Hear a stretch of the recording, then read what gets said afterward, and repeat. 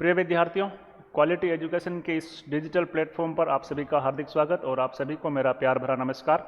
राजस्थान लोक सेवा आयोग ने हाल ही में ईओ, आरओ और आईएन की भर्ती निकाली है और उस संबंध में मैं आपसे कुछ बात इस वीडियो के माध्यम से करने वाला हूँ। अभी फॉर्म भरने शुरू हो गए हैं, 27 सितंबर तक फॉर्म भरे जा रहे हैं। उसमें प्रेफरेंस मांगी जा रही है कि आप ईओ 1 नंबर पे रखें या आरओ 1 नंबर पे। तो इन सब के बारे में हम डिटेल से पढ़ने वाले हैं इस वीडियो में। आपको मैं पूरा बताने वाला हूं कि क्यों किस पद को 1 नंबर पे रखना है और क्यों किसको दूसरे नंबर पे रखना है। तो थोड़ी सी बात करें इस भर्ती की, जो पिछली भर्ती हुई थी उसके बारे में तो बात करते हैं। जो पिछली भर्ती हुई थी वो नवंबर 2015 में उसकी वैकेंसी आई थी और उस भर्ती को करवाने का काम स्वायत्त शासन विभाग ने किया था, यानी कि डिपार्टमेंट के थ्रू ये भर्ती आयोजित की गई। देखिए कितने समय में ये भर्ती पूरी हो गई थी।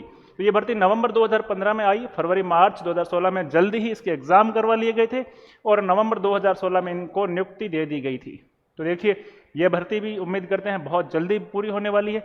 यहाँ परीक्षा का जो पैटर्न था यहाँ पर भी कुल 120 अंक थे और उन 120 अंक में 100 अंक जीके के थे और 20 अंकों का नगर पालिका का जो अधिनियम था। वर्तमान वाली में ये बदल करके इसका रेशियो 80:40 कर दिया गया है।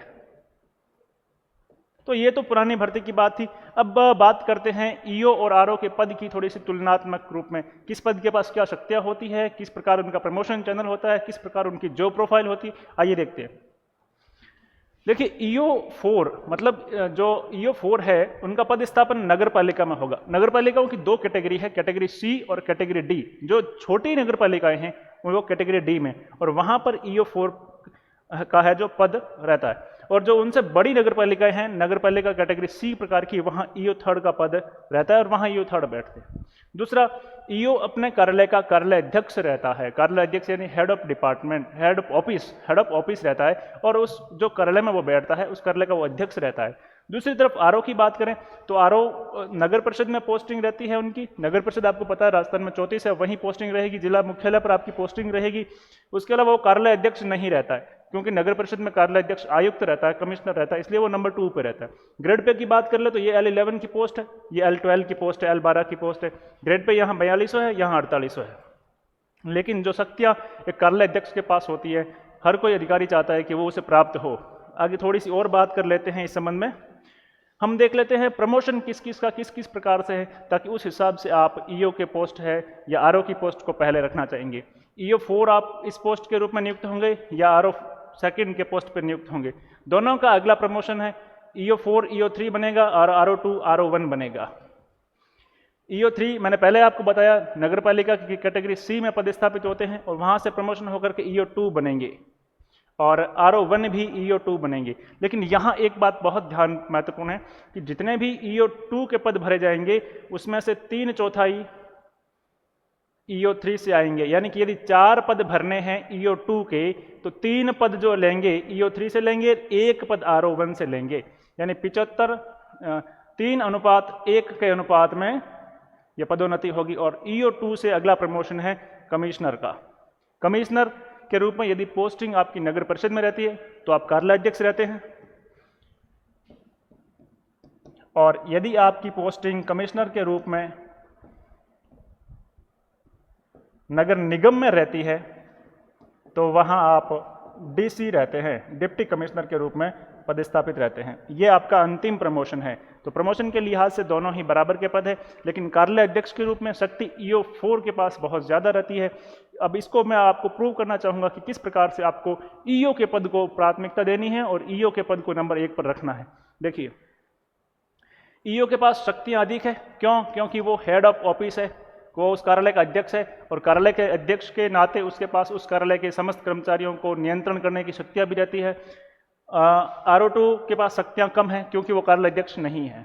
दूसरा, ईओ 4 का प्रत्यक्ष जनता से जुड़ाव रहता है, डायरेक्ट पब्लिक डीलिंग रहती है। इस नाते वह जन कल्याण के कार्यों को बहुत बेहतरीन तरीके से कर सकता है। नगर पालिका से संबंधित स्वच्छता, पेयजल, इन सब के कार्य वो बहुत बेहतरीन तरीके से कर सकता है।